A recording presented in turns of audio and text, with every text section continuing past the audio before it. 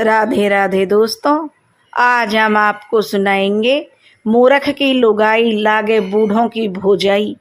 अगर आप हमारे चैनल पर नए हैं तो प्लीज़ हमारे चैनल अपनी संस्कृति 01 को लाइक करें, सब्सक्राइब करें और शेयर करें। बहुत समय पहले की बात है। एक मकईपुर नाम का गांव था, जहां पर लोढ़ा नाम का एक लड़का अपनी बूढ़ी माँ के साथ रहता था। उसके पिता नहीं थे और ना ही कोई भाई या बहन था। वह अपनी माँ का इकलौता बेटा था। घर में कोई कमाने वाला भी नहीं था। अब उसकी माई थी, जो कुछ कमाती वही कमाती। ऐसा नहीं था कि उसके पास जगह जमीन खेती बाड़ी नहीं थी। उसके पास काफी जगह जमीन थी, घर भी ठीक ठाक था, बाग बगीचे भी थे, परंतु कोई खेती बाड़ी करने वाला नहीं था। कारण था कि लोढ़ा के पिताजी लोढ़ा के बचपन में ही गुजर गए थे। माँ के कंधे पर बेटे की जिम्मेदारी थी। माँ ने जैसे तैसे करके लोढ़ा को पाल पोस कर बड़ा कर दिया, मगर वह मंद बुद्धि निकला था। माँ के कहे कोई भी काम नहीं करता था। जो कुछ करता उल्टा पुल्टा कर देता। उससे फायदे के बदले नुकसान ही हो जाता था। बूढ़ी माँ बहुत चिंता में पड़ गई थी कि इसका तो विवाह भी नहीं हो पाएगा, मेरा तो कुल ही नष्ट हो जाएगा। मेरे पास बहुत जगह जमीन, बहुत बड़ा बाग बगीचा है, यह सब गांव का चौधरी हड़प लेगा। गांव का चौधरी तेलू बाबा बहुत ही जो बदमाश आदमी था। वह गांव का जो स्थायी सरपंच भी था। तेलू बाबा कोई बहुत बूढ़ा आदमी नहीं था, वह सिर्फ 50 वर्ष का था। बाबा उसकी खानदानी पदवी थी। उसके घर जन्म लेने वाले बच्चे के नाम के बाद अपने आप बाबा लग जाता था। तेलू की नजर उस बुढ़िया की जमीन पर लग गई थी। उसने सोच लिया था किसी भी हाल में लोढ़ा का विवाह नहीं होने देना है। उसे डर था कि समाज में ऐसे भी लोग रहते हैं जो बेटी का विवाह करते वक्त लड़के पर विशेष ध्यान नहीं देते कि चतुर है या मंदबुद्धि, चंचल है या आलसी, मांसाहारी है या शाकाहारी, नशेड़ी है या बिना नशे वाला। वह तो बस यही ध्यान देते हैं लड़के के घर कितना बड़ा है, जगह जमीन कितनी है, बाग बगीचा है या नहीं, पशुधन है या नहीं, परिवार में इकलौता तो है ना। अकेला होने से बेटी डायरेक्ट मालकिन बन जाएगी। वैसे भी समाज में विवाहित लड़के की हालत उस बेवकूफ शेख की तरह हो जाती है जो अपने नौकर की नौकरी करना स्वेच्छा से स्वीकार कर लेता है और नेक नौकर शेख बनकर बैठ जाता है। यही बात तेलू बाबा सोचता। बुढ़िया भी जानती थी कि मेरे बेटे के विवाह के मार्ग का कांटा तेलू बाबा है। वह कभी नहीं चाहेगा कि मेरे बेटे का विवाह हो। किसी भी भले चंगे के विवाह में भी वह बाधा बनना तेलू बाबा का खानदानी पेशा है। उसके बाप दादा भी तो यही करते आए थे। बुढ़िया ने सोचा कि मेरे बेटे का विवाह सिर्फ एक आदमी करा सकता है और वह है नथुनी नाऊ। नथुनी नाऊ की माँ मेरे गांव की थी और मेरी प्रिय सहेली थी। मेरे साथ ही वह इसी गांव में ब्याही गई थी, मगर नथुनी के जन्म देने के बाद ही वह भगवान को प्यारी हो गई थी। नथुनी मुझे माँ की तरह ही मानता है। जब मिलता है तो मौसी कहना नहीं भूलता। बहुत अपनेपन से मौसी कहता है। बचपन में भी जब कभी उदास होता था तो मेरे पास ही चला आता था। कई दिन तक वह मेरे घर पर रह लेता था। अब बड़ा हो गया है, बीवी बच्चों की जिम्मेदारी आ गई है तो कम ही आता है, मगर आज भी वह मुझे भूला नहीं है। बुढ़िया ने एक दिन नथुनी नाऊ को अपने घर बुलवाया और बोली, बेटा तुम अपनी मौसी को तो भूल ही गए हो। भूले से भी इधर नहीं आते हो बेटा। अब तुम्हारा भूलना भी ठीक ही है। मौसी को भला कौन याद रखता है। नथुनी बोला, मौसी तुम ये क्या कह रही हो, मैं तुम्हें कभी भूल सकता हूँ क्या।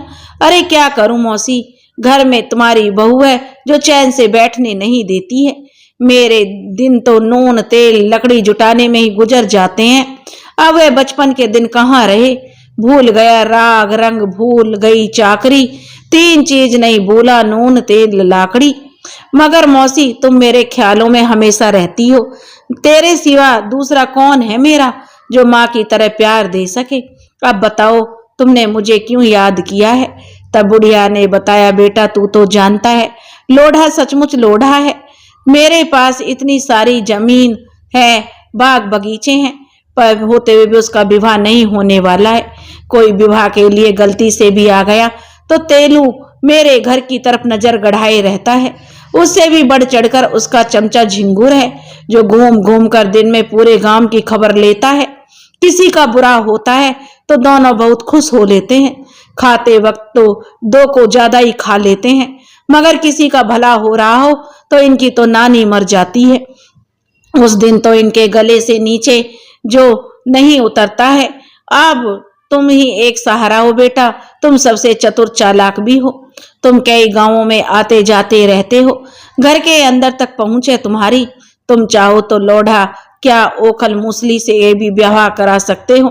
नथुनी बोला, मौसी, लोढ़ा का विवाह कोई आसान काम नहीं है, मगर तुम मेरी मौसी हो तो इसके लिए मुझे जी जान से लगना पड़ेगा।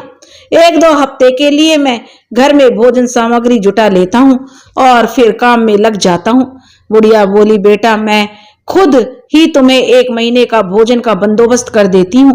मेरे पास चांदी के पुराने सिक्के हैं, 30 सिक्के अभी दे देती हूँ। विवाह के बाद इतना और दे दूंगी, तू जिंदगी भर मौसी को याद रखेगा।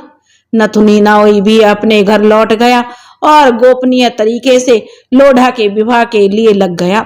उसका परिचय बहुत दूर दूर गांवों तक था। एक था चिरप, जहां एक वृद्ध दंपत्ति अपनी एक विधवा पुत्री के साथ रहा करते थे। उनकी पुत्री का गौना होने से पहले ही वह विधवा हो गई थी। अब विधवा से दूसरा कौन विवाह करे? पुराने जमाने में विधवा का जीवन नरक के समान हो जाता था। वह किसी भी खुशी में शरीक नहीं हो सकती थी, पर्व त्योहार नहीं मना सकती थी, वह खुलकर हंस भी नहीं सकती थी। उससे घर के काम तो लोग हाड़ तोड़कर करा लेते थे, मगर उसके बाद ताने देना नहीं भूलते थे। पति को खा गई है। नथुनी उस लड़की को जानता था। वह सुंदर होने के साथ साथ बहुत ही चतुर थी, मगर किस्मत ने उसके साथ बहुत क्रूर खेल खेला था। तो हम भी ठान लेते हैं कि उसकी किस्मत बदल कर रहेंगे। हम उसका विवाह लोढ़ा से करा देते हैं। मौसी से नहीं बताएंगे कि लड़की विधवा है, वरना वह तैयार नहीं होगी। अब समस्या यह है कि लड़की के माता पिता को तैयार करना। वह भी समाज के दबाव में विधवा बेटी का विवाह नहीं करना चाहेंगे। हमारा समाज स्त्रियों के प्रति कितना क्रूर है। जब विवाह करना हो तो उसकी जात देखता है, गोत्र देखता है, उसका खानदान देखता है, लड़की का चरित्र देखता है, कैसी है, कहीं विधवा विग्रह तो नहीं है। मगर जब कहीं कोई स्त्री अकेली मिल जाती है तो पुरुष उससे जायदाती करने से भी नहीं चूकता। उस वक्त नहीं पूछता तुम्हारी जात क्या है, तुम कहीं विधवा तो नहीं हो। यह सब बातें सोचकर नथुनी नाई की आंखें भर आईं। उसे लगा कि वह विधवा लड़की और कोई नहीं, उसकी सगी बहन है। हम उसे किसी भी हाल में दुखी नहीं देख सकते। अगर लोढ़ा का विवाह करा देते हैं तो रानी की तरह राज करेगी। मौसी की 100 बीघा जमीन और 10 बीघा में बगीचा कोई कम नहीं होते हैं। एक दुखियारी लड़की का विवाह करा देना एक यज्ञ कराने से कम नहीं होता है। नथुनी नाऊ पहुंच गया लड़की के माँ बाप के पास और लड़की के विवाह का प्रस्ताव रख दिया कि मैं इस लड़की का विवाह अच्छे घर में करा देता हूँ। यह सुनकर लड़की के माँ बाप पहले तो बहुत खुश हुए, परंतु अगले ही पल उदास हो गए और बोले, बेटा यह नहीं हो सकता। तुम जानते नहीं लड़की विधवा है, इसका पुनर्विवाह नहीं हो सकता। अगर हमने लड़की का विवाह कर दिया तो मुझे गांव के लोग जीने नहीं देंगे। नथुनी नाई कोई मूर्ख नहीं था, वह सब नियम कानून जानता था। वह बूढ़े से बोला, काका आप बिल्कुल भोले हो। अरे समाज के डर से बेटी का गला घोट देंगे। मैं तुम्हें कहाँ कह रहा हूं कि ढोल नगाड़ा बजाकर बेटी का विवाह करो। तुम चुपचाप बेटी को विदा कर देना और कोई लड़की के विषय में पूछे तो बोल देना जिसकी बहू थी वह ले गए। मैं दूसरे की बहू को अपने पास कैसे रख सकता था? 1-2 दिन ही कोई पूछेगा। सभी को पता है कि बहू वो यदि उसके सास ससुर चाहें तो अपने पास अपनी सेवा के लिए रख सकते हैं।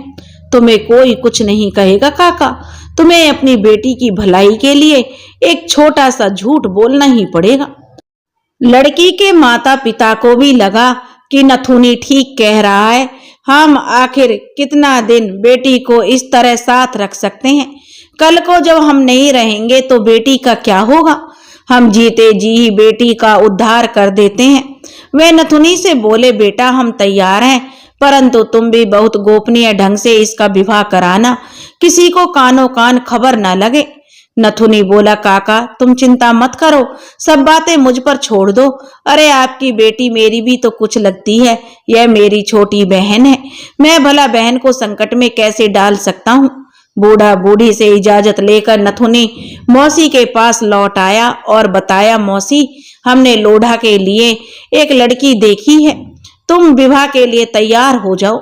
बुढ़िया को तो जैसे मानो मुंह मांगी मुराद मिल गई, उसका तो खुशी का ठिकाना नहीं रहा। बोली, बेटा नथुनी तुम एक काम कर दो, बेटे के विवाह के लिए ढोल नगाड़े वाले को तय करके शुभ काम में मंगल गीत और बाजे तो बजने ही चाहिए। नथुनी बोला, मौसी तू इतना खुश मत हो, तू नहीं जानती लोढ़ा का विवाह आसान नहीं है। तेलू और झिंगुरू जो जान गए तो लोढ़ा का विवाह कभी नहीं हो पाएगा। मैं तुम्हारे लिए बहू ला दूंगा, तुम फिर अपने घर में रोज मंगल करती रहना, तुम्हें कौन रोक पाएगा। बहू एक बार लोढ़ा की पत्नी बन गई तो बन गई, कोई कुछ नहीं बिगाड़ लेगा, परंतु विवाह से पहले मैं जो कहता हूँ उसी तरह कर। बुढ़िया बोली, बेटा तू तो चतुर चालाक है, जैसा उचित समझे वही कर। नथुनी बोला, मौसी लोढ़ा की बहू को लाने हमारे साथ जाएगा, मगर ध्यान रहे यह वहां भी लोढ़ा गिरी ना दिखा दे, उल्टा सीधा कुछ ना कर दिया तो फिर विवाह से वंचित रह जाएगा। वहां इसे चुप रहना है, बाकी मैं सब संभाल लूंगा। नथुनी दूसरे दिन ही लोढ़ा को लेकर चल पड़ा। नथुनी ने समझाया कि तुम अपना गधे जैसा मुंह बंद रखना, जरा सी बात पर ही हैको मत करने लगना, वरना तुम्हें पत्नी तो मिलेगी नहीं, ऊपर से जूते पड़ जाएंगे। लोढ़ा उतना भी बड़ा बेवकूफ नहीं था, बस मूंडी था, जो मन में आ जाए वही करता था, किसी की कुछ नहीं सुनता था। मगर जब विवाह की बात थी तो उसकी समझ में आ गया कि जरा सी गलती उसे कुंवारा रख सकती है। शादी का लड्डू कौन नहीं खाना चाहता। वह नथुनी की बात एक वफादार नौकर की तरह मान रहा था। दोनों पहुंच गए उस लड़की के घर। जब पहुंचे तो काफी रात हो चुकी थी। लड़की और उसके माता पिता ने पहले से ही अच्छा भोजन बनाकर तैयार रखा था। पहुंचते ही खूब सेवा सत्कार किया गया। उन्हें लड़के के विषय में जानने की ज्यादा जरूरत नहीं थी कि तेज है या मंदबुद्धि, उन्हें तो बेटी के लिए एक अच्छा आश्रय चाहिए था, सो मिल भी गया। दूसरे ही दिन भोर में ही लड़की विदा कराकर गांव आ गए। सुंदर सी बहू देखकर बुढ़िया बहुत खुश हुई। उसने तुरंत अपने घर में छिपाकर रखे सोने चांदी के गहनों से बहू को लाद दिया। बुढ़िया ने नथुनी को 5 बीघा जमीन उपहार में दे दिया, जो ठीक नथुनी के घर के सामने ही थी। नथुनी भी बहुत खुश हुआ, उसे तो जिंदगी भर के लिए बहुत बड़ा सहारा मिल गया था। इतना बड़ी मदद तो सिर्फ मौसी ही कर सकती थी। नथुनी जाते जाते बहू से बोला, बहू जब कोई जरूरत पड़े तो मुझे याद कर लेना। नथुनी नाई तो चला गया। उधर बुढ़िया ने बेटे का विवाह पंडित बुलाकर घर में ही संपन्न करा दिया। उधर जब तेलू बाबा को पता लगा कि लोढ़ा का विवाह रातों रात हो गया है तो उसके कलेजे पर सांप लौट आया और कहने लगा कि बुढ़िया की जगह जमीन बाग बगीचे हड़पना चाहता। कहाँ, अब उसे 1 बीघा जमीन भी हाथ नहीं आने वाली है। वह अपने चेला झिंगुर को बुलवाया और कहा कि ससुरे कहाँ मर जाते हो, गांव में अनर्थ हो गया है। मूर्ख और पागल भी चतुर बहू लेकर गांव में आने लगे हैं।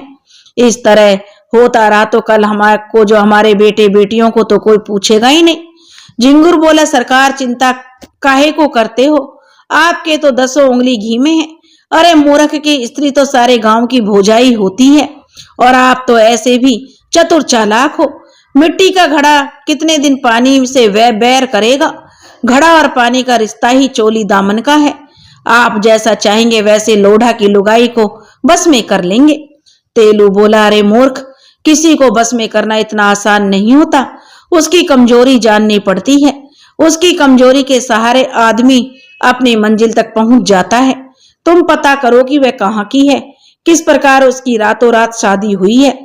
सच जब तक पता नहीं चल जाता हम उसके तरफ हाथ नहीं बढ़ा सकते। झिंगुर बोला, चौधरी साहब तुम इसकी चिंता मेरे ऊपर छोड़ दो, मैं 1-2 हफ्ते में खबर लेता हूँ। उधर बुढ़िया को भी चिंता खाए जा रही थी। आज नहीं तो कल पानी लाने बहू को तेलू के कुएं पर जाना पड़ेगा। गांव में बस एक ही कुआं है। मेरी तो हैसियत भी थी कुआं खुदवा लेने की, मगर मैंने गलती कर दी। अब कुआं खुदवाने का काम भी लगाती हूँ तो 1 महीने से ज्यादा लग जाएगा। बुढ़िया ने सोच लिया कि पानी तो मैं ही कुएं से लाऊंगी, बहू को घर से निकलने ही नहीं दूंगी। उधर कुआं खुदवाने में काम लगा देती हूँ। जब कुआं तैयार हो जाएगा तो बहू अपने कुएं से पानी भर लिया करेगी।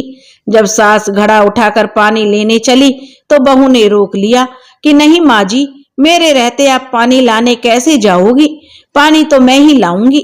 सास बोली, नहीं बहू, तुम 1 महीने तक पानी लाने नहीं जाओगी, जब तक तो कुआं भी खुद जाएगा। बहू बोली, माँ जी आप चिंता मत करो, मुझे पानी लाने दो। आप इसलिए डर रही हैं कि मेरे साथ कुछ बुरा हो जाएगा, तो मेरा कुछ भी बुरा नहीं होगा। मैं हर परिस्थिति से निपट सकती हूँ, मुझ पर भरोसा रखो। और बहू ने घड़ा उठाई और पानी को चली गई। कुएं पर पहले से चौधरी आंखें गड़ाए बैठा था। वह उसे देखते ही बोला, आओ आओ भाभी, आओ, तुम्हारा स्वागत है हमारे कुएं पर। कहो तो पानी मैं खुद खींच कर जो भर देता हूँ। बहू घूंघट में थी, उसने कुछ नहीं बोली, मगर घूंघट में से ही देख ली थी कि यह आदमी मेरी पिता के उम्र के बराबर है। उसकी भाभी तो मैं कहीं से भी नहीं लग सकती। स्पष्ट है कि बदमाश है। माँ जी इसलिए मुझे पानी लाने से मना कर रही थी, परंतु कितना दिन छिपकर मैं घर में बैठी रहूंगी, ऐसे बदमाशों को सबक सिखाना ही पड़ेगा। वह वहां कुछ नहीं बोली और चुपचाप घर लौट आई। उसने यह बात अपनी सासू माँ को भी नहीं बताई, मगर उसके अंदर एक चिंगारी सुलग चुकी थी। वह अंदर ही अंदर जल रही थी। इधर झिंगुर यह पता लगाने की फिराक में था कि कैसे भी पता चल जाए कि स्त्री कहाँ की है और कहां से कैसे यहाँ तक पहुंच गई है। उसके विवाह के बीच में किसने किया है, कौन बिचौलिया था। उसकी शंका की सुई अब नथुनी नाई पर थी कि नाई है शायद वही कोई जुगाड़ लगाया है। नथुनी से पूछा कि क्या तुम लोढ़ा के विवाह के विषय में कुछ जानते हो? तो चतुर नाई बोला, नहीं मालिक, मुझे तो इस बारे में कोई खबर नहीं है, मुझे तो आपके मुख से पता चला है। उधर 3 दिन बाद ही झिंगुर पता लगाकर आ गया कि यह लड़की एक विधवा है, मगर इसके विवाह का राज खुद इसकी सास को भी पता नहीं है। बस क्या था, झिंगुर और तेलू को उसके ब्लैकमेल करने का बहुत सुनहरा मौका मिल गया, मगर अकेले में मिलने का मौका नहीं मिल रहा था। मगर एक दिन मौका मिल ही गया। वह रोज तो कई पड़ोसियों के साथ जाती थी, परंतु आज वह तालाब से स्नान करके अकेले घर लौट रही थी। तब तेलू के लिए ऐसा सुनहरा मौका नहीं मिलने वाला था। वह तुरंत उसके पास गया और बोला, कहो भाभी कैसी हो? बहू भी उसी भाषा में उसने जवाब दिया कि ठीक हूं देवर जी, आप अपना कहिए। इतना सुन तेलू का रोम रोम हिल गया। उसे लगा मैं झूठे घबरा रहा था, यह तो बिल्कुल मेरे अनुकूल है। वह बोला, भाभी तुम 100 चूहे खाकर हज को चली हो। बहू बोली, आपकी बात का क्या मतलब है? तेलू बोला, तुम खुद जानती हो कि एक विधवा हो तुम, और यह बात तुम्हारी सास नहीं जानती। बेचारी का की धार्मिक प्रवृत्ति की है, जान गई तो चूल पकड़कर घर से बाहर कर देगी। बहू डर गई कि सचमुच मैं मुश्किल में फंस सकती हूँ, तो वह बोली, तुम असली जगह पर आओ, बोलो मुझसे क्या चाहते हो। तेलू बोला, ज्यादा कुछ नहीं, बस कभी कभार मेरी भी सेवा कर दिया करो। बहू बोली, बस इतनी सी बात? अरे आज रात में ही सेवा कर देती हूँ, तुम आधी रात में मेरी गौशाला में आ जाना। हाँ, इस बात की खबर किसी से मत करना, वरना मेरी बदनामी हो जाएगी। तेलू इतना खुश हुआ कि उतना खुशी उसे अपनी नई नवेली पत्नी के आने पर भी नहीं हुई थी। जमाने गुजर गए, मगर ऐसे बोल उसे कभी सुनने को नहीं मिले थे। उसे तो अब एक एक पल बिताना 1-1 बरस के बराबर लग रहा था। बड़ी मुश्किल से उसने दिन बिताया। उधर बहू ने उसे इशारा तो दे दिया, मगर उससे किस तरह निपटना है इस पर वह विचार करने लगी। वह गौशाला में एक घड़ा ईंट पत्थर भरकर रस्सी से बांधकर लटकाया कर आ गई, मगर रस्सी का छोर बाहर एक खुंटे से बांध दी। रात में ठीक उसके नीचे चारपाई बिछा दी। आधी रात में वह तेलू के आने का इंतजार बेसब्री से करने लगी। आधी रात में पैर दबाता हुआ तेलू आया। उससे पहले ही वह बोली, देवर जी आप तो हद करते हो, इंतजार की भी कोई सीमा होती है। मेरी तो आंखें भी पथरा गई। जल्दी यहाँ चारपाई पर बैठो, मैं दरवाजा बंद करके आती हूँ। गलती से दरवाजा बंद करना भूल गई हूँ, माँ जी आ गई तो गजब हो जाएगा। तेलू बोला, अरे नहीं, जल्दी से बंद करके आओ। बहू बाहर निकली और खुंटे से रस्सी खोल दी। घड़ा ऊपर से सीधे तेलू के सिर पर आ गिरा और उसकी खोपड़ी लहूलुहान हो गई। किसी तरह गिरता पड़ता वह वहां से भागा। उसे यह भी खबर नहीं हुई यह कार्य उस स्त्री ने किया है। उसे लगा कि लोढ़ा ने जो हमला कर दिया, भागकर घर में छुप गया। मगर जब दर्द बर्दाश्त नहीं हुआ तो चिल्लाने लगा कि बचाओ बचाओ, मुझे चोर मार रहे हैं। लोग दौड़ कर आए और पत्नी भी उसकी दौड़ कर आई, मगर वहां का माहौल चोरी जैसा कुछ भी नहीं था। चोर आएगा तो सामान चुराएगा, चौधरी को मारेगा क्यों? मगर चौधरी कहीं बदनामी ना हो जाए और बदमाशी के कारण पिट गया है तो पत्नी से जो कभी पति के राज नहीं छुपते वह जानती थी चौधरी बदमाश है। वह पति से बोली, पेट भर गया आस्की करते करते, नहीं सुधरोगे तो एक दिन जान भी चली जाएगी। तेलू लाज के मारे घर से नहीं निकल रहा था। उधर झिंगुर से भी रहा नहीं गया। वह सोचने लगा कि बहती गंगा में वह भी जल्दी से डुबकी लगा लेना चाहता था। एक दिन अकेली बहू से मन की बात कह ही दिया कि मैं अभी भी पता लगा कर आया हूँ कि तुम विधवा हो। अगर राज सबसे छुपा रहने देना चाहती हो तो मुझे खुश कर दो। बहू बोली, अरे यह बात किसी से कहने की है क्या?